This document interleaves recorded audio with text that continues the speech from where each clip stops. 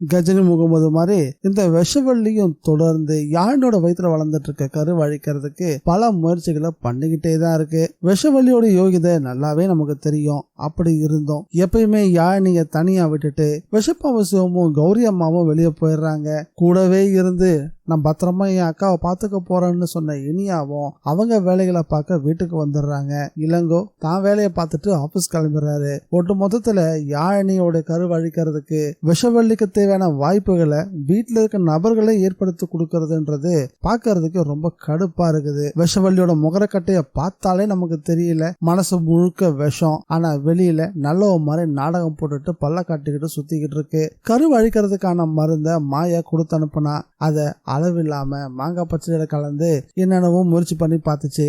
கடைசியில அந்த மாங்காய் பச்சடி மண்ணுக்கு தான் போச்சு. மாங்காய் பச்சடிக்கு பதிலாக இந்த விஷவள்ளி போயிருந்தா ரொம்ப நிம்மதியா இருக்கும் நீங்க நினைச்சீங்கன்னா மறக்காம இந்த வீடியோக்கு ஒரு லைக்கை கொடுத்துட்டு விஷவள்ளியை பத்திய கருத்துக்களை கமெண்ட்ல பதிவு பண்ணுங்க. வணக்கம் மக்களே, வெல்கம் டு TNVG ரிவ்யூ. நம்ம சேனலுக்கு நீங்க ஃபர்ஸ்ட் டைம் வந்திருக்கீங்கன்னா சப்ஸ்கிரைப் பட்டனை பிரஸ் பண்ணி நம்ம சேனலுக்கு சப்போர்ட் பண்ணுங்க. அப்படியே இந்த வீடியோக்கு ஒரு லைக்கையும் கொடுத்துருங்க. இதுக்கு முன்னாடி மருந்தை வாங்கிட்டு வச்சிருந்தது இந்த முறை கரண்ட்டை கையில் எடுத்திருக்குது. எப்பவுமே பயன்படுத்தக்கூடிய ஃப்ரிட்ஜிலேயே ஒயரை கனெக்ட் பண்ணி அதுல ஷாக் அடிக்கிற மாதிரியான ஒரு ஏற்பாடை இந்த விஷவள்ளி பண்ணி வச்சுட்டு யாழினியோட வரவுக்காக காத்திருக்கவும் ஆரம்பிச்சது.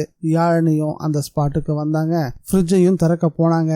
நடக்க போறத லைவா பாக்கணும்னு ஏதோ இடத்துல ஒளிஞ்சுக்கிட்டு யாழினிக்கு எப்ப ஷாக் அடிக்கும் அப்படின்னு எதிர்பார்த்து காத்துக்கிட்டு இருந்தா. அப்பதான் யாழினியோட அலறல் சத்தம் தெளிவா கேட்டுச்சு. யாழினிக்கு ஷாக் அடிச்சிருச்சுன்னு நாமளும் பதறிட்டோம். விஷவள்ளியும் சந்தோஷப்பட்டுட்டா. ஆனா உண்மையில அப்படி நடந்திருக்க வாய்ப்பே இல்லை. எப்படியும் ஃப்ரிட்ஜை திறந்திருப்பாங்க யாழினி.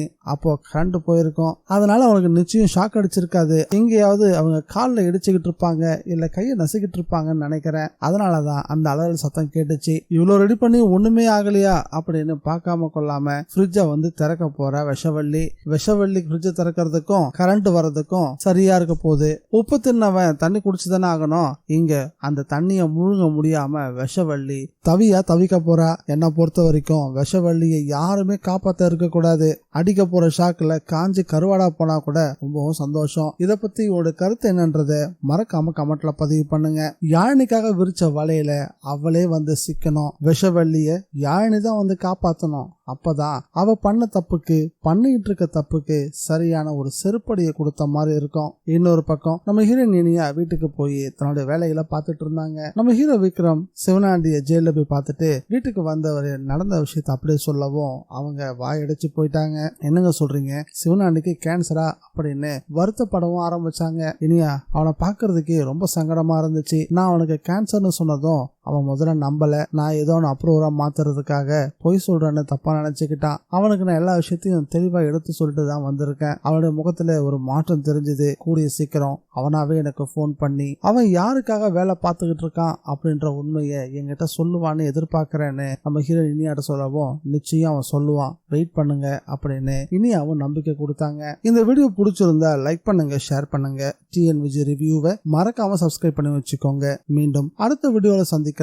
Bye guys.